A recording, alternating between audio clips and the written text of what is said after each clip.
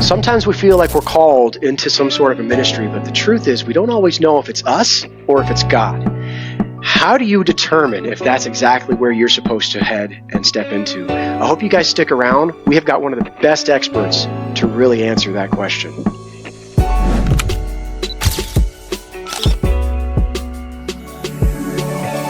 Hi, everyone. Welcome back to the Christian Influencer Podcast. I hope that you guys have got your seatbelts with you. We got a wild ride getting ready to come with us.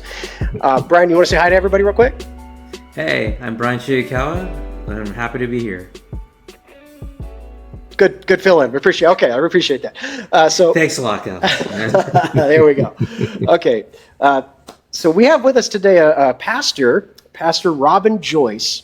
And you have done so many different ministries that we've even come in contact with. So we were just grateful that you decided to join us today. Wanted to hear more about your testimony personally. But before we even get into any of that, would you mind just introducing yourself a little bit and kind of explaining what the ministries are that you lead and how they work? Sure. Robin JOYCE.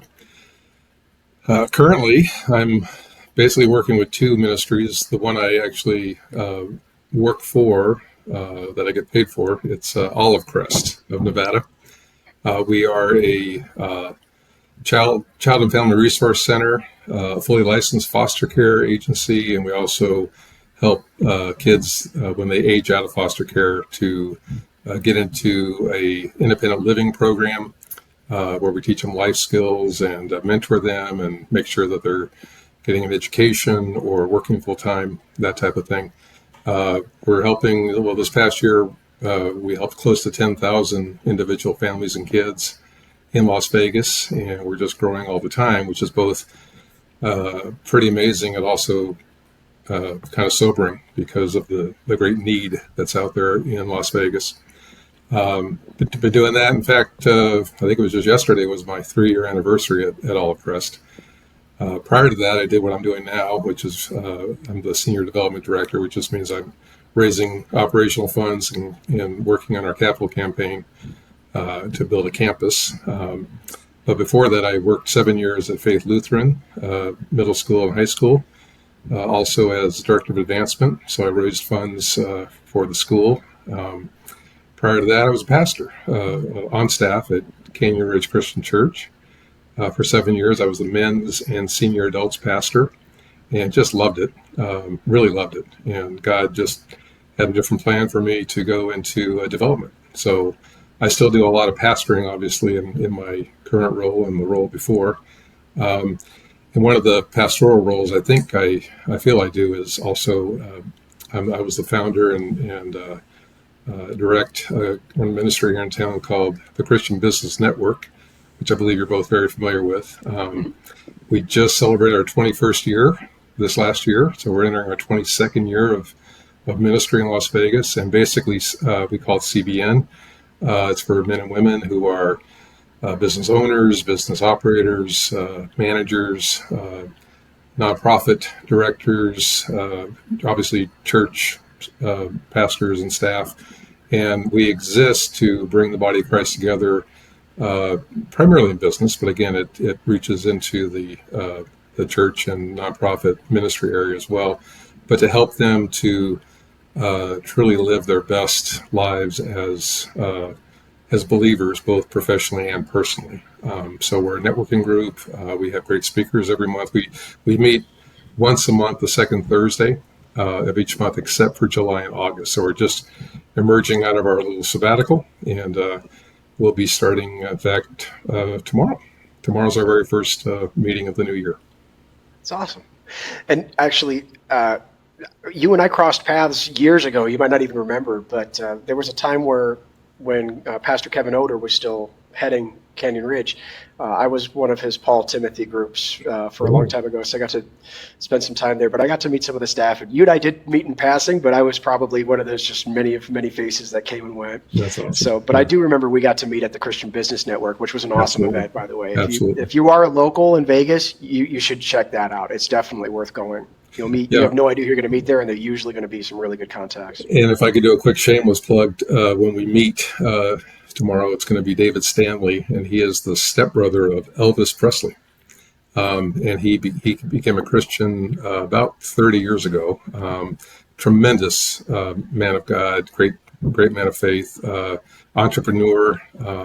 He helped Elvis a lot, both personally, obviously, but also in his business ventures. And we're just looking forward to having him. So I think it's going to be a great gathering tomorrow. Yeah, hallelujah. Good stuff. I love that you keep putting people together. What a great mission you've been on. And I've seen you at work, so I'm glad you were able to join us today.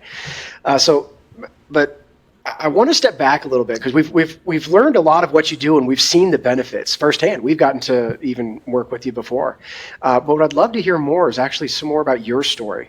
Because a lot of times when we hear pastors, especially when they're sharing their faith, they're sharing it from a position of solidity that they're already standing on, but we don't always get to hear what brought them there.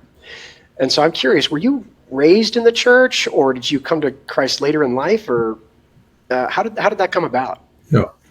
Well, I was raised Catholic, and I know a lot of Catholics who do have a personal relationship with Jesus. I did not. For me, Jesus and God was someone that I just couldn't identify with. He's way up there, far away.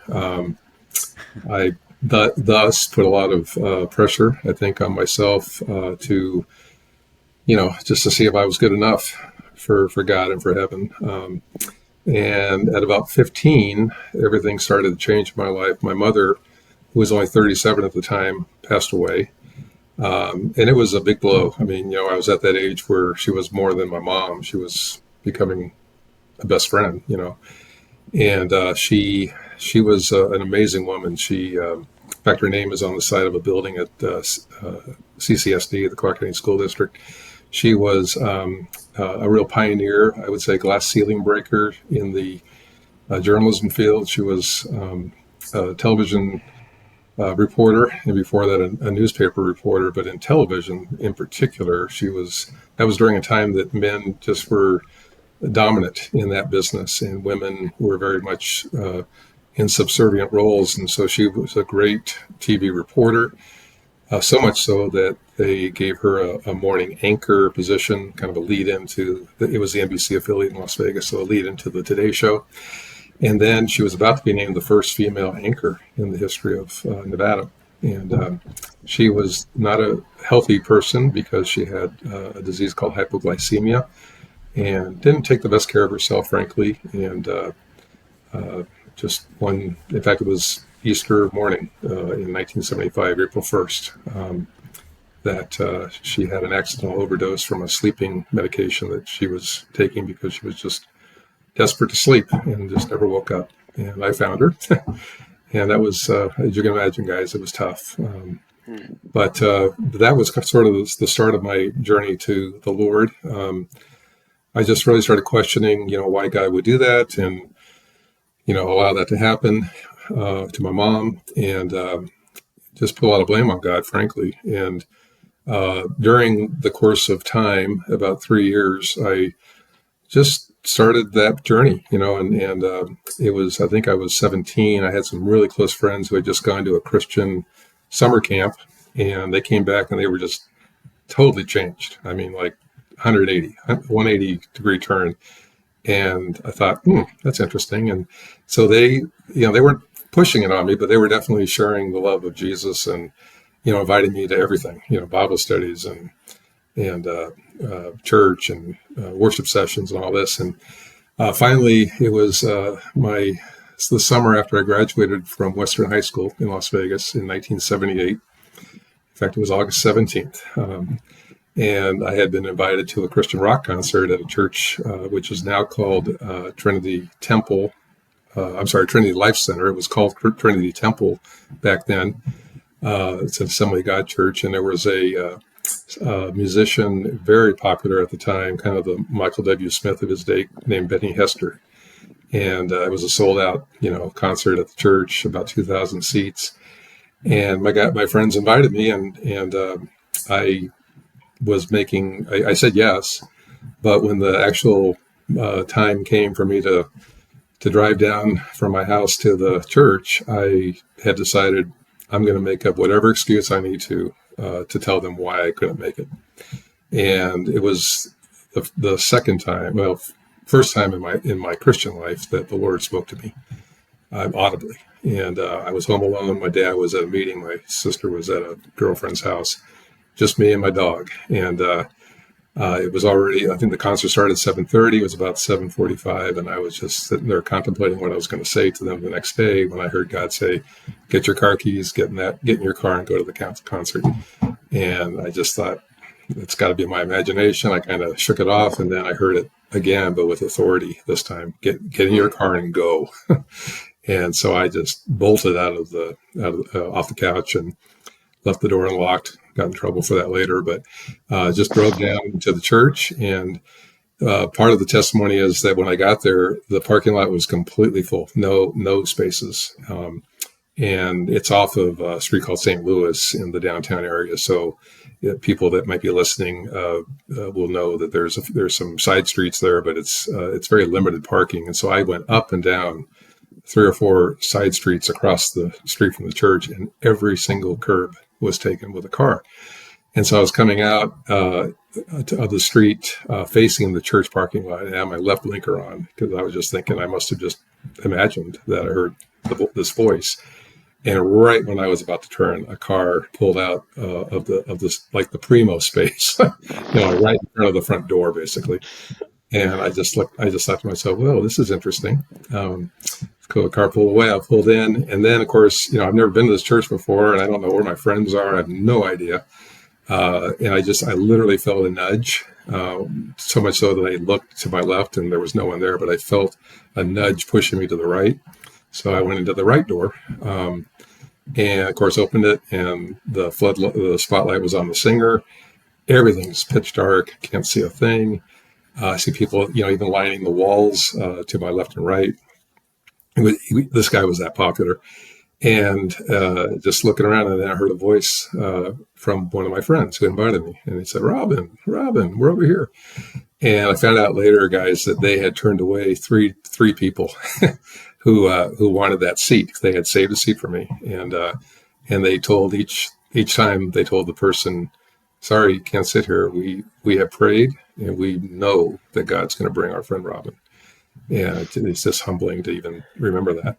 And so I sat down, and it was about, like I say, but that time it was about halfway through the concert. And I just remember thinking, these people around me are kind of weird because they're standing, they got their hands raised in the air, they got their eyes closed, they're swaying. I'd never seen anything like that before. And just thought it was unusual. And so at one point, Benny Hester started singing his version of a Christian hymn that you guys have probably heard, many people have heard, called The Solid Rock. And his version was just so stirring. And the chorus is, on Christ, the solid rock I stand, all other ground is sinking sand. And I just remember having those words just kind of echo in my mind. And I'm thinking, man, I'm on that sinking sand. I don't have any assurance that I'm going to go to heaven. I'm good enough. And then at that point, as I'm just sitting there sort of contemplating, I feel my hands start to go up against my will. And I mean, I'm literally trying to force them down because I'm thinking, what are people going to say if they see me raise my hands? And I just couldn't control it. They just kept going up and up and up. And pretty soon at the same time, my head is going like this. And then I'm standing at this point, and everything around me, all the noise, all the music, everything just kind of drowned out. And at Trinity Temple, they have like a spot, what do they call it? Sunlight, in the middle. So in the day, the sun shines through, and at night, it's electric. So it's just me looking at this circular light, and then I see an image, and I know now it was the image, it was the outline of Jesus, and heard him say, you've been running from me all your life, Robin. It's time to come home. It's time to come to me. And I just was at that point, just tears were flowing. And I just said, Lord, please come into my life, be my Lord and Savior. And I did that, of course. And then I just felt like this bolt of lightning just kind of fill me. And it just pushed me right back down into my seat. And I opened my eyes, I'm looking around, and everything's the same. Everybody, the people next to me are just kind of swaying and worshiping with their eyes closed, hands raised. And And a friend of mine was right next to me, Tim. His name is Tim Underwood, and I just grabbed him with tears of joy. And he was, of course, he was startled. Like, Robin, you okay? And I said, Tim, I just gave my life to Jesus. And he said, what? And it was just like it was just like everything was sort of toppling down. He would start next guy, next gal, next guy. Robin's given his life to Christ, and they were just like, practically climbing over each other to hug me and to welcome me into the family. So that is that's my testimony of being saved. It was about 2 months later, guys, that I think it was 3 months later. I'm sorry, November. I was at that point, and by the way, this happened a week before I left for college up in Reno at the University of Nevada, and I immediately got involved in a group called InterVarsity Christian Fellowship, which is just a great college ministry, and it was really getting, really growing in my faith. And at that point, I think the church I was going to talked about, the importance of baptism, and so I thought, well, I may get baptized. So one of my favorite spots on earth is Lake Tahoe. So I said, I want to get baptized at Lake Tahoe. Now this is November. And it's a little cold up there. Need a wetsuit, yeah. And so I called my friends who, had witnessed to me and who were at the concert when I gave my life to the Lord. And I said, I want you guys to come and baptize me. And they said, great. What church? And I said, it's not going to be a church. It's going to be Lake Tahoe. And they went, okay, I guess we'll do it, And so they came up. It was a weekend, and I think it was a Saturday, and we all drove up. There were about 5 of them and me, and we drove up to the lake. And I mean, it was cold. It was so cold that it had snowed. It started to snow a little bit, and there was just a little thin layer of snow on the beach. So we're talking frigid. And but they basically said, "Are you sure you want to do this now?" I'm here, and I said, "I really do." And so 3 of them went out with me, and we just kind of waded into the water. And we're, of course, just freezing. And as soon as they said, we baptize you in the name of the Father, Son, and Holy Spirit, and I went under, I came up, guys, and it was amazing. I felt like I was wrapped in a wool blanket, and I wasn't cold at all. And the 3 friends, one on each side and one behind me, they just ran as fast as they almost walked on the water, I say. And I just kind of slowly made my way out. And they looked at me like, aren't you frozen? And I said, no, I can't explain it. I'm as warm as can be. And one of the guys who was, I would say, he was more of the mature leader of the group, named Bill, he said, that's the evidence of the Holy Spirit living in you. And I just thought, that's awesome. So that's all part of my testimony. I mean, that's powerful. That's really cool. Okay, well, so you're getting ready to go off to college, and you just got dunked in ice water, even though you're warm because of the Holy Spirit. What is that like now? Because you're getting ready to step into. You literally got saved and gave your life to Christ right in the season when what we see now, as far as a pattern, where most people fall away. Yeah. And so how did you start kind of navigating that as you start entering into that new stage of life with a new faith? Well, that's a great question. And I really am so thankful that God saved me, when he did, because, going to college, Reno, UNR is considered, at least at the time, was considered a big party school. So who knows, who knows what would have happened. But as I say, I got involved with this group called InterVarsity Christian Fellowship, and I was so grateful after the fact that I got to know a guy who actually became my roommate the following year, named Steve Knapp. And Steve was they call it large group leader. Basically, he was the host of each InterVarsity meeting, and he was sort of the chairman of our little board there. And but just a super mature Christian. Got saved when he was like 7. Really strong. And so I just got to know him real well, and really sought out people like him to mentor me. I think it's critical, for any new Christian, is to identify someone. We at Canyon Ridge, where I was pastor for 7 years, we had something you're familiar with, Alex, called the Paul Timothy class, and just from the Bible, Paul was Timothy's mentor, and was the one who really, invested in his life, and modeled Christ for him so that he then could become like Paul and then mentor others. So I think it's just so important to have a Paul in your life.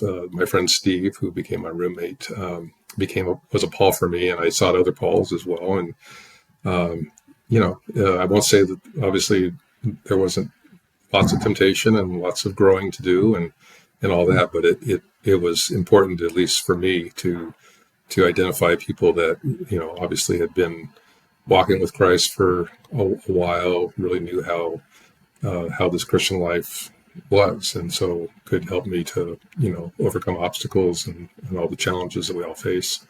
So that was big for me when I first became a Christian. Of course, I joined a church in Reno. The church was a Reno Christian Fellowship, which actually, looking back, it kind of reminds me a lot of Canyon Ridge in a lot of ways.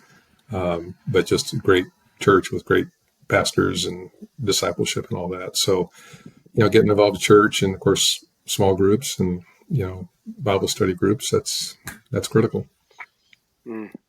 Good advice too, especially for the young ones as they're starting to start out on themselves. The best thing to do is to make sure that you're seeking out a fellow, faiths. That way you can kind of stay grounded.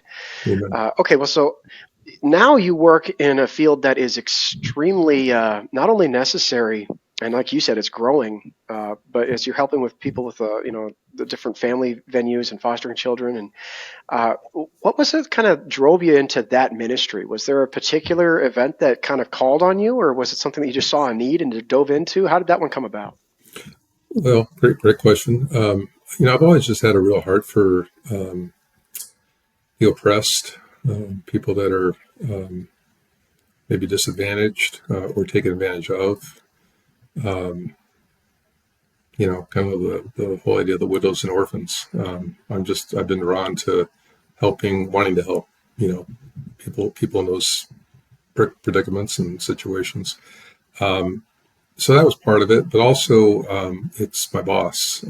His name is Jimmy Monahan, and I actually got to know Jimmy at Reno, or that's the other church, Canyon Ridge. He was the missions pastor, the care and counseling pastor. He headed up the ministry that's, of course, very well known, called Celebrate Recovery, which is like the Christian AA. But it was his life story that really drew me to him in the first place, and we became very good friends while serving at the church. And then he, about maybe a year and a half before I joined Olive Crest, he became the executive director. And for Jimmy, it's personal. He's been sober now 22 years. He was a drug addict, and when he and his wife were newly married, they had a child, but they were both drug addicts, and the child was taken away, soon after birth. And by court order, they were ordered either to get clean or they'd lose their child. And so that was the motivation, of course, that they both needed.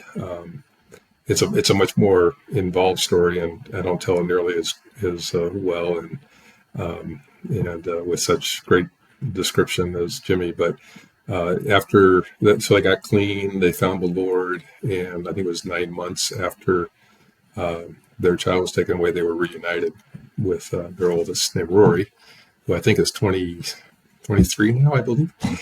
And it's just an amazing story. He and Marna have since had 3 others. They have 4 bio kids, and then they've adopted 4 kids as well. So they have a family of 8. Yeah. It's not for the weak of heart, that's for sure. God bless them. And actually, at one time when this was about a year and a half ago, maybe 2 years ago, they fostered 3 others for about a year. They have hearts of gold, but that really has inspired me, his life, because he lives it. He lives what we do for these families and these kids. He lives it every day and has been living it for many years. And so I have a tremendous amount of respect for Jimmy.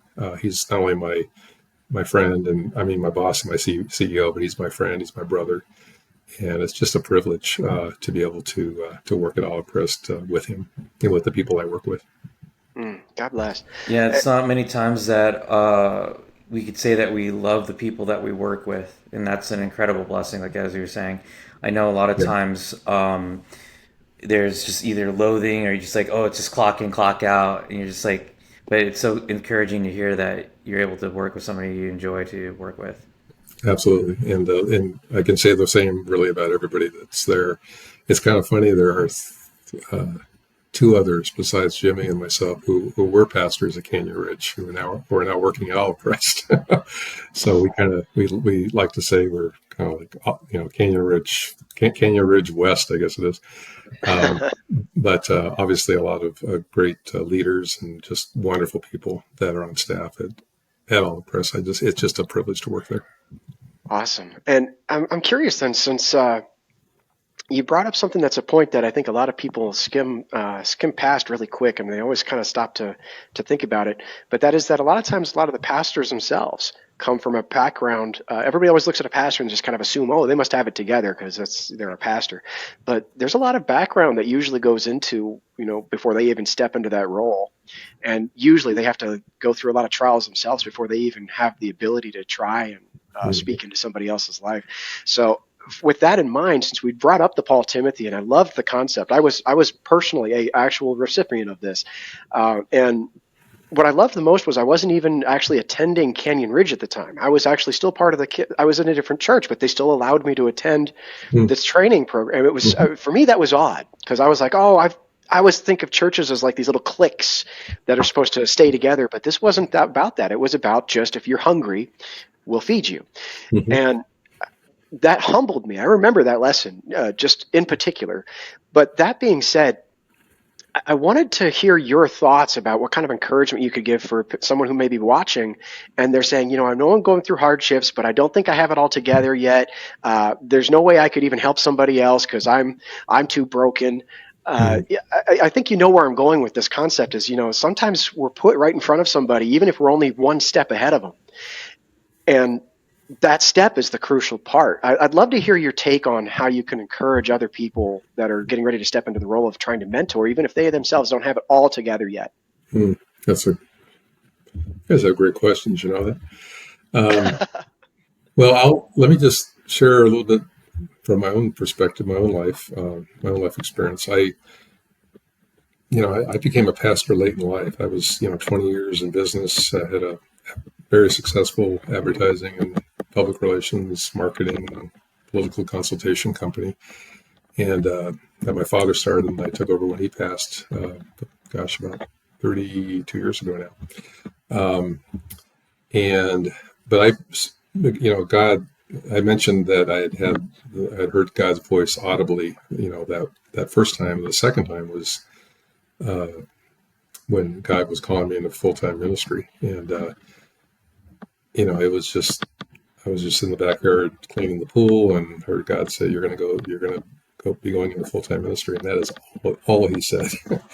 And so I just kind of thought, okay, well, it's the Lord. This is a call. But I didn't know the slightest thing how to prepare. And so for me, I just took the time to, seek out pastors, seek out ministry leaders, nonprofit Christian leaders. I talked to, well-known pastors and authors across the country, either by phone or by email, and just kind of asked them, what did you do to prepare for what you're doing now? What did you do to gain the knowledge, gain the experience? And man, it was a tremendous journey.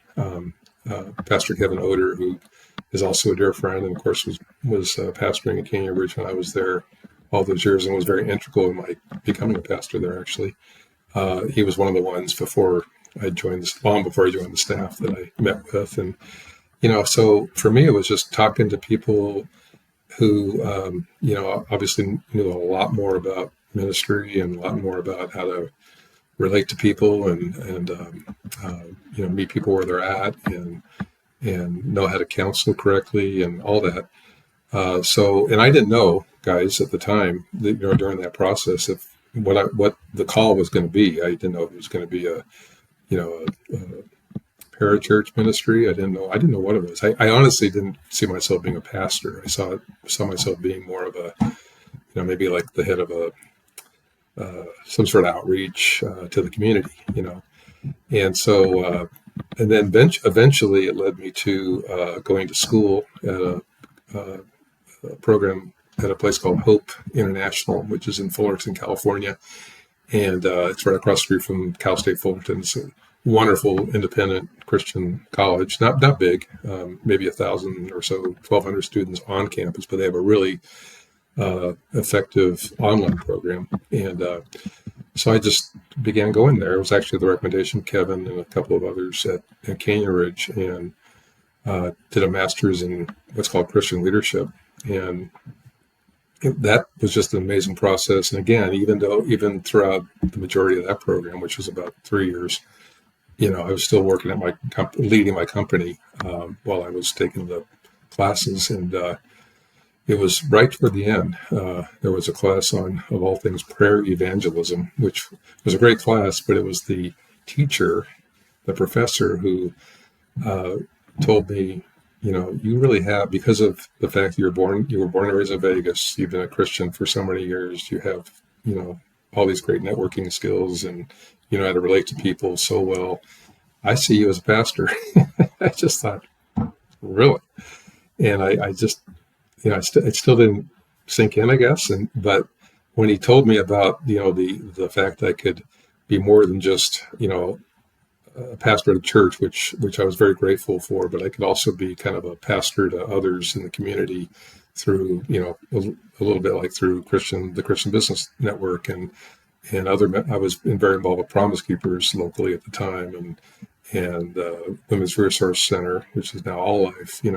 I was involved in those. So I just, when he said that, I just thought, well, maybe that could be a role, And so I actually broached Kevin Oder with the idea of joining the church and doing something along the lines of, church relations, outreach, networking with other churches and other organizations in the community, maybe helping Canyon Ridge become a little more involved in, the business community and in civic affairs and education, all that kind of stuff. And he loved it. And I said, basically, it doesn't have to be me. It could be anybody, but I really think Canyon Ridge, because of, the good, that we have a really good reputation in Las Vegas. And I think we could really make an impact, not just within the four walls, but out in the community. And he not only agreed, but he said, I'd like you to head that up, which was quite an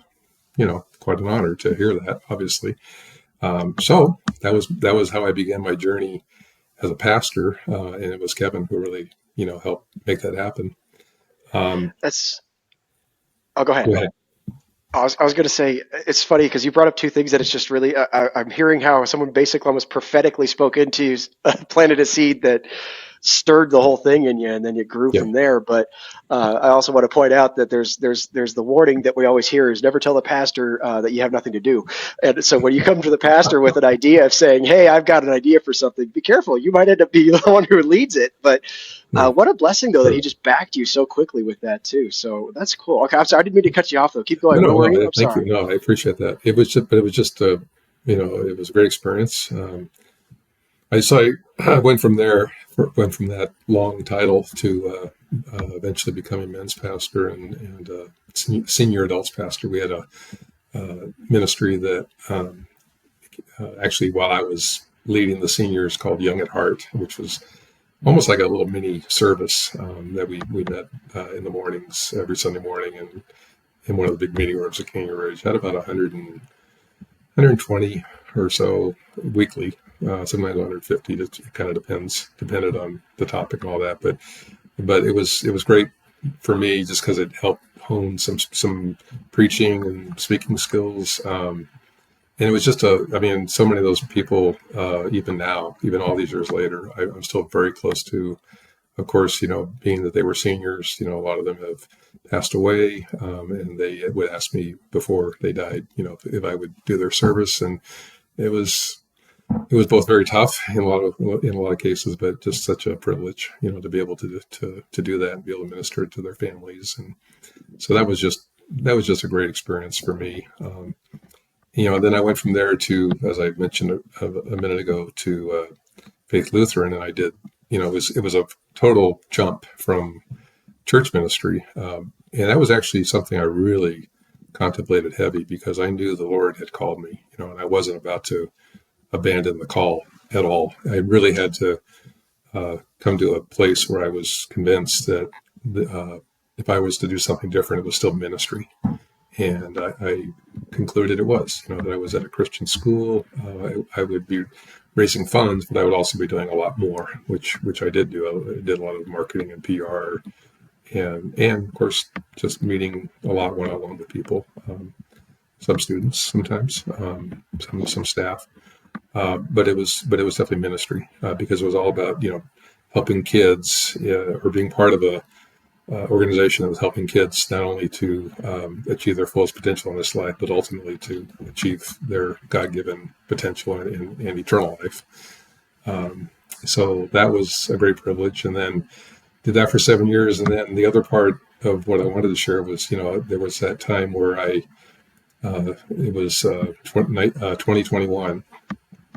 And it was July, I can remember, I can tell you the date, July 28th. My wife and I, my wife had been struggling a little bit with some mobility issues that we didn't know what it was. And that day, it turns out that she was diagnosed with MS. And you can imagine how, your world is kind of rocked when you hear that. So I told the CEO and my boss at the school, and he was one of the few people that I was allowed by my wife to share with, and so he was not shocked by the diagnosis, but he said, "So what do you want to do?" And I said, "I need to step down, because I don't know what this new journey is going to be like for us." So I told him I need 30 days and then I need to leave, and he accommodated that fine. I had a gal that was, fortunately, I had my eye on to succeed me eventually. So, and she's done a great job ever since. So, but I took a year off, and during that year, there were some rough spots. But at a certain point, a few months down the road, things became a lot more stable, and she's actually doing pretty well right now with her disease. And so it was almost a year later, after I had stepped down from Faith, that Jimmy Monahan reached out, and he had reached out a few months before that, before he knew about my wife's diagnosis, and he had said, I'd really like you to come work here, work with me, and I told him, and that I just didn't know. And but once things were more stable, I said, yeah, let's talk. And I think it was, like I say, September 5th or 6th of 22 now that I joined Olive Crest. So, but it was, I tell you, with my wife's situation, for me, it was so important that I reach out to guys or gals, but mostly guys, who maybe had a spouse going through the same thing. In fact, that was something that a therapist had recommended to me, because I thought it was healthy that I talked to a therapist and just share the changes that were going on in my life, and how to best how to best handle. And of course, I have some very wonderful friends, a couple of very close ones that are like closer than a brother type of friends. And but the therapist did say, if you know people that who are going through this, talking to their caretakers, their spouses, would really be helpful. And so I did that. I reached out to 2 people that I knew whose wives have MS, and it was just it was so helpful, because they helped me to anticipate certain things that I could prepare for, and that I could be aware of, to just be even a better help than I was hoping that I was to my wife. So, and by the way, she's my inspiration. I mean, every single day she inspires me. because she's handling it with great courage, and she's just amazing. Well, so I need to honor the time. I'm actually keeping an eye on the clock, and I know that you're obviously very busy, so thank you for even allowing us this time. Of course. But really quick, if somebody wants to know more about some of the ministries that you've brought up, where would they go to find some of those resources? Olive Crest would be, let's see, Olive Crest NV, no, olivecrest.org/NV, olivecrest.org/NV. And then for CBN, the Christian Business Network, it's nevadacbn.com. Beautiful. And then I just want to get one more parting thoughts from you, because I mean, what a journey here. I mean, you've worked with from youth all the way up to the elderly. You've had personal trials to go through. Just thank you so much for sharing openly. What a journey you went on. But if somebody was to say, "Hey, I don't know if I'm supposed to take the calling," what would you say as a pastor who had someone speak that into you? What would you say to somebody when they're wondering if they're supposed to do that or not? What would be your advice? Well, number one, make sure it's not you. Make sure it's, check yourself. As the scriptures say, search me, know my heart, try me, know my anxious thoughts, see if there's any hurtful way in me, and lead me to the way everlasting. So I would really ask God to search your heart, make sure that, it wasn't you that had this inclination. So that way there's no, at least there's less chance there'll be pride involved.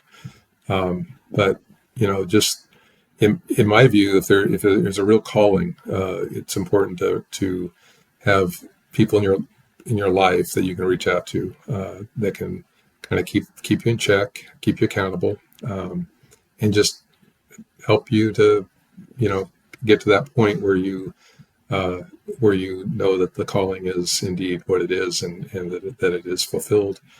I know for me that was critically important, that I involve people that, not just friends, by the way, but people that will tell you what you need to hear, not what you want to hear, which I think is very important in life in general. So, I think reach out to people that know a thing or two about that particular area of ministry or that area of interest and involvement, and just bring them in and ask them all the questions and get all the history you can, and a lot of the ones that I reached out to gave me great resources, books and podcasts and tapes and things, other people to talk to in their field that really helped prepare me for ministry.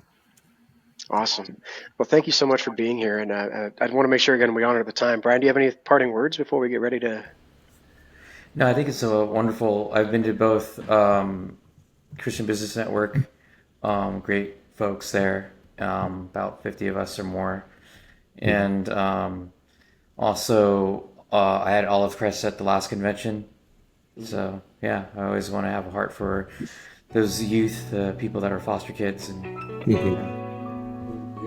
Thank you, Brian. Beautiful. So listen, just remember, guys, for those of you who are watching, thank you for chiming in with us. Hope that you got as much out of that as we did. And if you are a follower of Christ, remember, you're already an influencer. And we together, we are CIC. God bless.